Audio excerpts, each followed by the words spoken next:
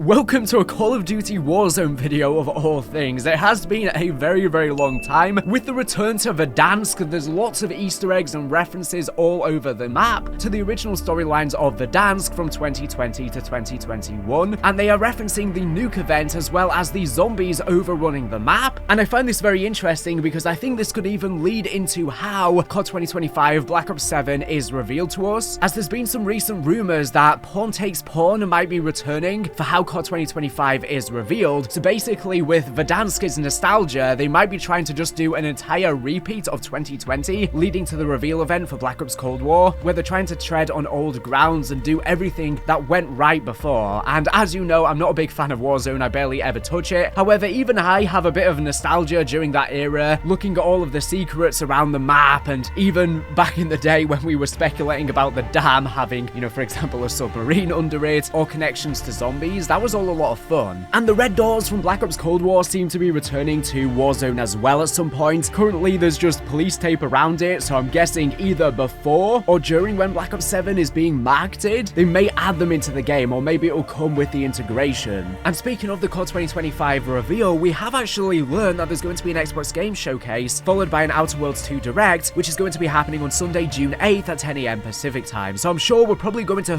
hear about Black Ops 7 COD 2025 at this, at least some sort of short mention. But honestly, teasers for Black Ops 7 could start next month, in May. Sometimes they do start this early, and it happened with Black Ops 6, so it's crazy to think we might be a month out. And of course, the zombies maps have been releasing very quickly. Janus Towers might be the last map, with the original characters finally returning. And as soon as that's wrapped up, then the zombies marketing for Black Ops 7 can really go fully into effect. So it's going to be no rest, no break. We're speedrunning like we're scrolling on TikTok with these Black Ops 6 zombies maps, it feels like, for better or for worse. It does make it feel like these maps are going to have less longevity and not be remembered as much because they haven't had time to sit, but maybe it's the only way Treyarch can really get ahead into Black Ops 7. And obviously, we were waiting for the Nuke event for pretty much a very long time. We knew it was coming from pretty much the launch of Verdansk, and it just felt very dragged out, but it did eventually come when the Verdansk ship crashed in the coast near the Zordia prison complex, the Gulag, and it brought with it zombies on board. And we actually thought this was a canon thing because it occurred in 1984, and it seemed to align with what happened in the first Outbreak main quest in Black Ops Cold War, where, of course, Sam and Ravenov diverted the inversion missiles into the Pacific Ocean. So we thought that maybe these missiles hit the ship and it caused it to be temporarily displaced into the dark ether, then coming out again all those years later in 2021, bringing zombies with it on board. As we know, everyone on the ship, Captain Rosenthal and the rest, were turned into zombies. And then over the course of a month or so, I can't remember exactly how long, the zombies slowly overran the map until it reached 100%, and then it had to be nuked in order to contain the outbreak.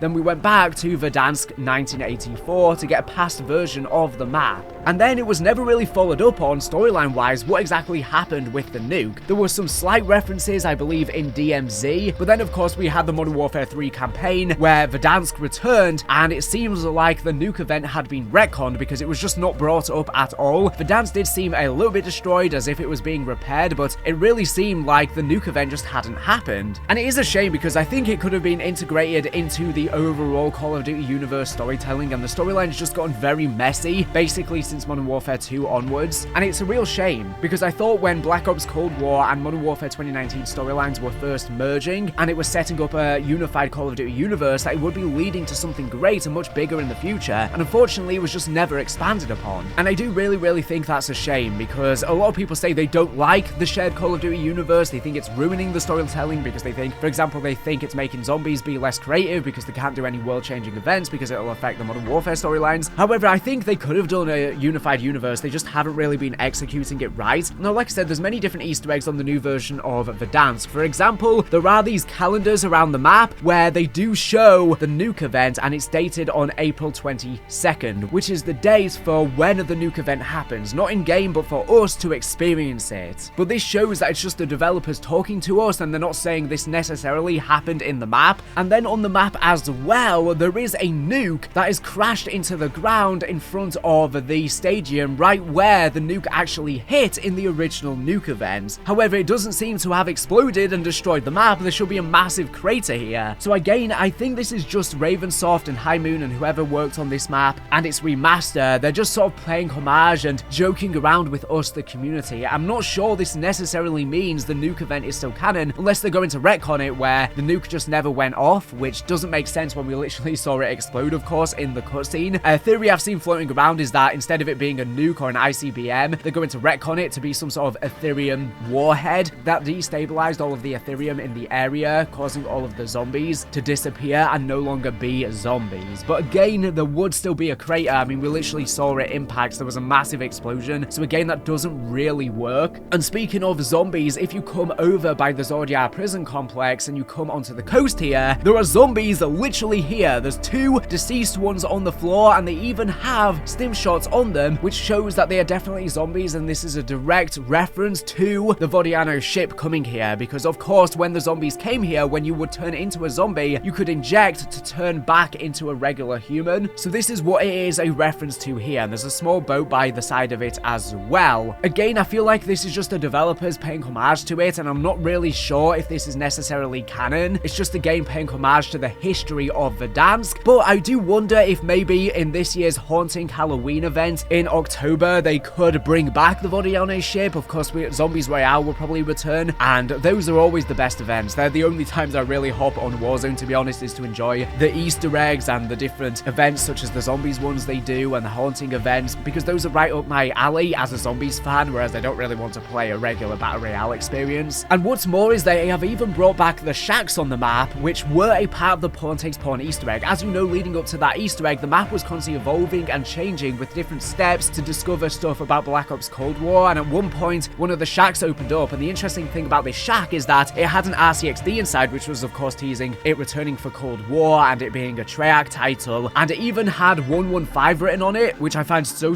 awesome. So I wonder if these will open up again as a part of a new Pawn Takes Pawn event, especially because the last one concluded with a very weird video where it was revealed that Harrison survived after Black Ops 1, and we were introduced to Bowman's son, and this was seemingly in modern day at the time, 2021, so it wasn't even to do with the events of Black Ops Cold War, and of course those characters played no role in Black Ops Cold War at all. And now with COD 2025, we're apparently going to 2035, a near future Black Ops 2 sequel, so maybe we could see that story thread play out. Bowman's son could be involved in the game around a decade later even, and maybe we could get a follow-on to that trailer. And the bunkers do seem to be returning as an Easter egg on the map. In fact, in the files of the game, there's been something like 26 Easter eggs found, but none of them are live on Verdansk yet. So I'm guessing all of these bunkers are going to start opening up with the different mid-season as well as the seasonal updates. So there's going to be lots of changes to the maps and changes to the points of interest rolling out over the course of this year. I'm guessing they're just going to be making all of the changes they did to Verdansk initially, sort of running through all of the different nostalgia stages. Again, for better or for worse, whether you want new things or not, it would be nice for them to do something different, because honestly, I think the bunkers sort of system of teasing things has gotten outdated. They've done it time and time again, and they did it with the maps even after Verdansk. I do want new, different sort of map changes and Easter eggs. But anyways, let me know your thoughts on all of this in the comment section below. Thank you for watching the video. Make sure to subscribe if you're not here for the latest and greatest Call of Duty news and information. So anyways, thank you for watching, and bye.